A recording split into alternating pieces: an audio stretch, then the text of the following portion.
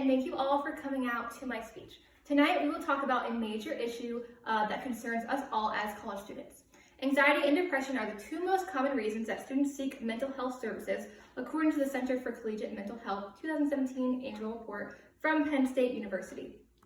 Anxiety is a top presenting concern among college students, followed by depression and relationship problems. Now, take a moment to think about your time in college.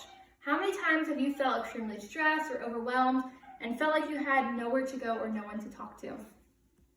Anxiety and depression in college students continues to grow year after year, while other mental illnesses stay the same or even fall in students. Because of the stress on college students, many of them suffer from anxiety. But unfortunately, anxiety has a negative stigma, and students who suffer may not want to share their real feelings or have no idea what resources, if any, are even available to them. Anxiety and depression continue to be a significant problem in college students.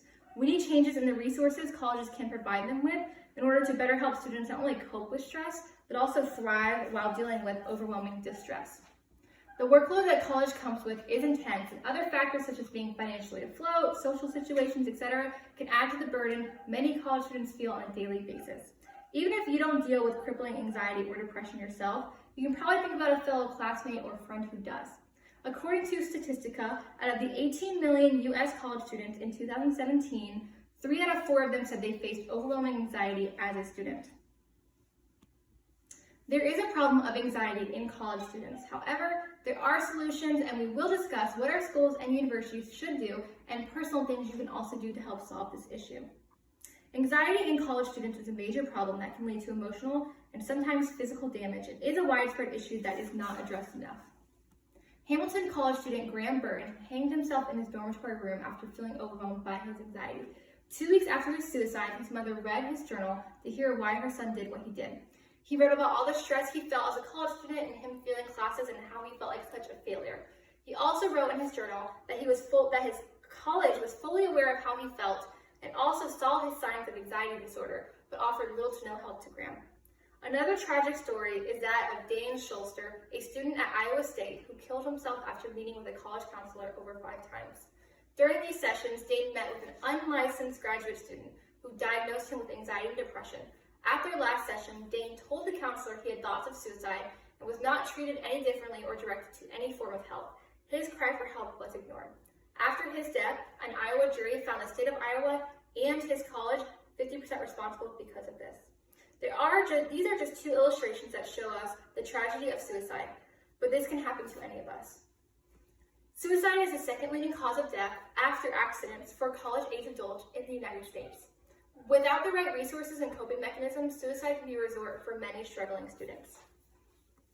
In a study conducted by the American College Health Association, they reported 1 in 4 students reported being diagnosed with or treated with a mental health disorder, and one out of every 5 students had thoughts of suicide, with 9% having reported actually attempting suicide, and nearly 20% reporting self-injury.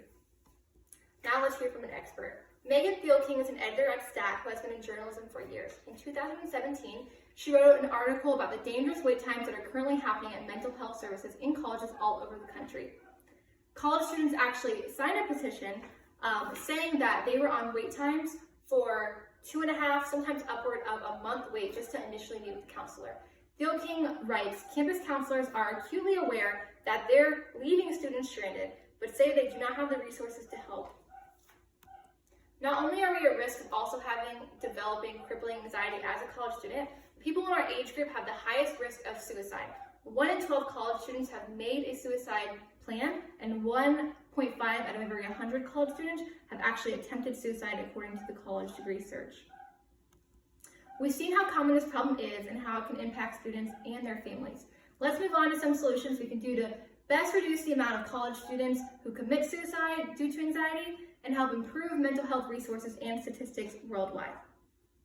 As far as large-scale solutions, we can require campuses to allocate a bigger budget and resources to raise awareness and treat students suffering from mental illnesses. As we saw in Dane's tragic story, many college students are provided with no professional help. By raising awareness on campus, more students can be willing to come forward with their true feelings and receive help and a diagnosis sooner. A huge factor for anxiety in college students is also financial problems, competitiveness, crime on campus, If there were more help in these categories as well, student mental health would also improve. Promoting health-seeking behavior is also key in destroying the stigma associated with a mental health issue. So if colleges were able to implement more fun and stress-free activities for people who have been struggling or not wanting to fully come forward and meet with a counselor, this would be a great way to reach more students. John McPhee created the JED Foundation after Jed Satow, a college student, committed suicide. As CEO, he has helped over 300 college campuses implement an approach to mental health promotion and suicide prevention. While he learned not quick enough and was not able to save Jed, he has been helping campuses all over prevent suicides. With more programs, activities, and centers in place, students have safe places they can go in their times of need. While large-scale solutions are extremely helpful, anxiety is something that a lot of students have to battle alone, and here are some personal solutions that can help as well. If you are ever feeling overwhelmed at all, reach out to a national helpline. SAMHSA has a great helpline that is completely free for college students and is confidential. They can provide referrals and much needed clarity information to you in your time of need. Ken Yeager is the Director of Stress, Trauma, and Resilience Center at The Ohio State University and advocates that these hotlines can help at any time. He writes, remember, these counselors do not have a magic wand that they can just wave, but they will help you develop a roadmap to help you get better and open up your thoughts and encourage you to carefully think about your next steps. If solutions are implemented, students across the country can help overcome their anxiety and get help when necessary, whether it be by implementing relaxing activities, creating more conversation about the issue, or just making sure our college counselors are licensed and equipped to help.